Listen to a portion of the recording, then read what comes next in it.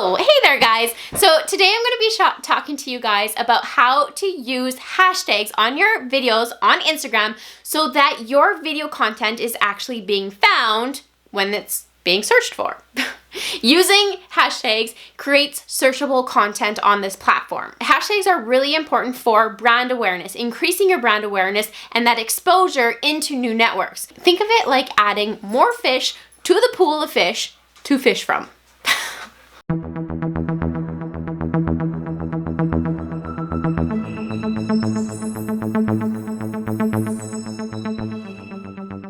Hey guys, I'm Caitlin Redding. On my channel, I teach you how to use video content on your social media so that your subscribers or followers actually listen in and check out what it is that you have to offer. So I'm going to teach you my exact strategies that I use to take my makeup business, my traditional brick and mortar business, and put it online so that it was no longer dependent on clients sitting in my chair to generate an income. The strategies that I'm going to teach you is how you can also stop trading time for money and take your business online using video content on your social media. You will also learn how to produce your very own video content. So I suggest that you subscribe to this channel if this is the type of stuff that you want to learn. So how do you use hashtags to actually benefit your business? Well, here are some of my tips and my secrets on how to find and use the appropriate hashtags, as well as some of the things that could be killing the Instagram game for you. Number one is to make sure that your hashtags are relevant to your video. You want your hashtags to be aligned with your content and your brand. So as an example, let's say you're a florist and you want to make a video on IGTV about how to arrange a flower bouquet. And then you go in and use hashtags like hashtag small business, hashtag mompreneur, hashtag flowers. Because you're using hashtags that actually don't meet up with the actual content in your video, the algorithm will actually not make your posts as visible. Besides, these aren't terms that your target audience is using when they're actually searching for your content. Going along with my first tip means that every video or picture that you're posting will now have a different set of hashtags. So with this said, I do strongly suggest that you spend the time to actually research the hashtags that is appropriate for the content that you're sharing. Now, here is how you can do that right on the Instagram app. We're going to go to our search function. We're going to move all the way over to the tags portion, and we're going to search a hashtag, and let's just use makeup for an example. So here you can see all the related hashtags that come up with the one makeup, and you can see, for example, makeup tutorial has 32.5 million posts to that single hashtag. That's a lot. So this gives you an idea of different hashtags you can use, and you will be able to see the size of them.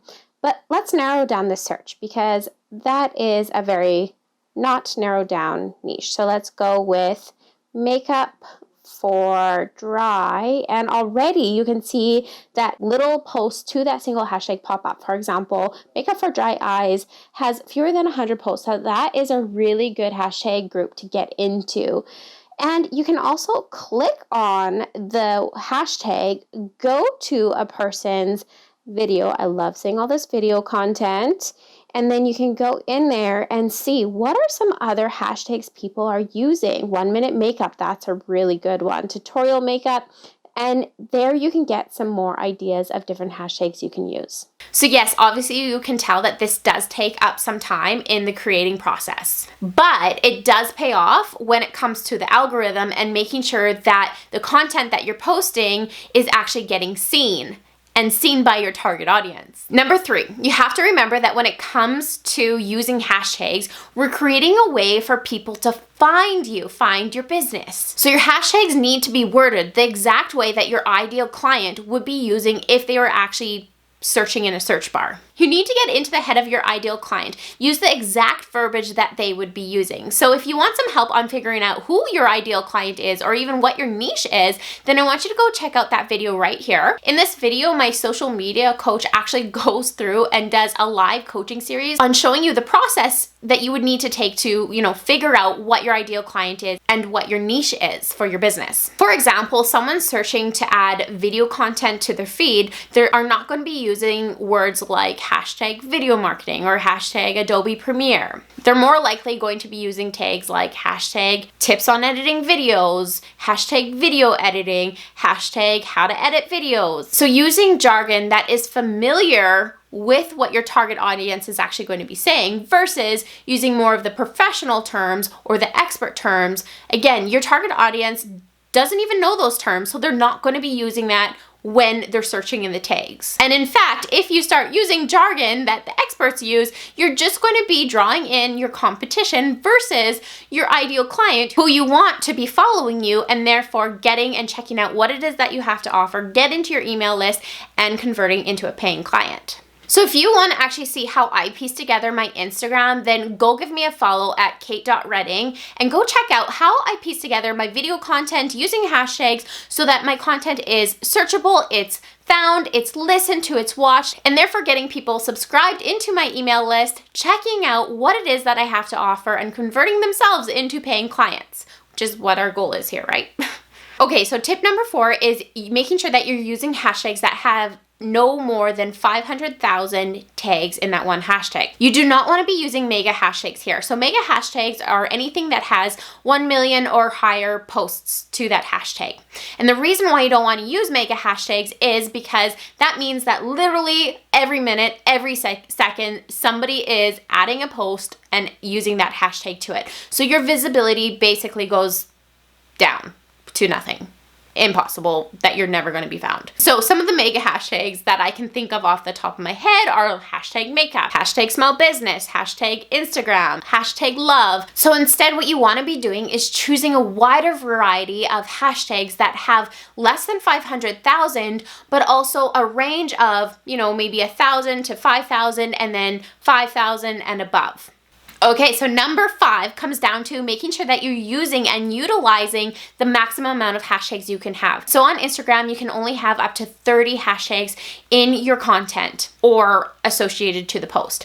So that means you should be definitely using 20 to 30. And in fact, I advise you on making sure that you get at least 30 hashtags on there. Why? Because that means that you're maximizing your searchability. You're maximizing the fact that you can be seen by whomever is out there. However, if you use 30 bad, irrelevant.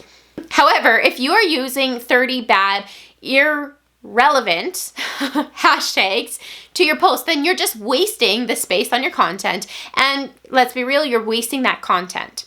It's just not going to get your brand seen.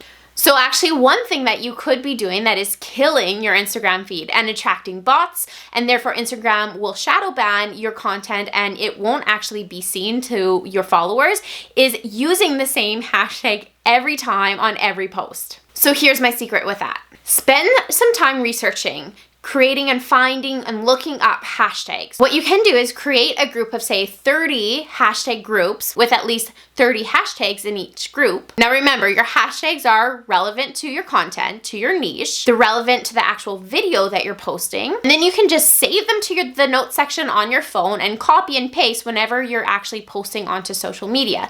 This will cut back the time. You spend the time initially when you're researching, and then you just always have them in your bank and you're not having to think in the spot and post, which, let's be real, usually results in some poor hashtags.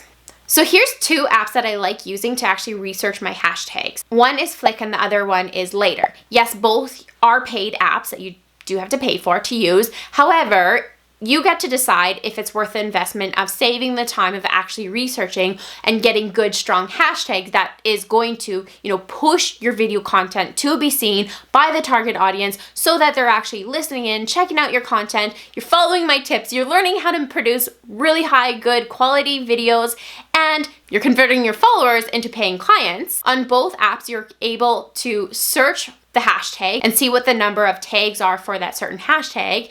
You will also be able to find relatable hashtags to your content and to whatever hashtags you're already found, as well as save your hashtags into a group that you can just copy and paste when you need to post. So obviously we just talked about how to create searchable content on Instagram using hashtags, but if you want to learn how to create that searchable content on YouTube using keywords, then I want you to go check out this video right here. Now that's it for today. If you want to keep learning my tips on how to get your videos seen, watched, and heard, plus how to produce actually good quality videos that gets your audience paying attention, clicking the links, checking out what it is that you have to offer, therefore converting them into actually paying clients, then make sure to subscribe to this channel, hit that notification bell so you're notified every week when I post a new video.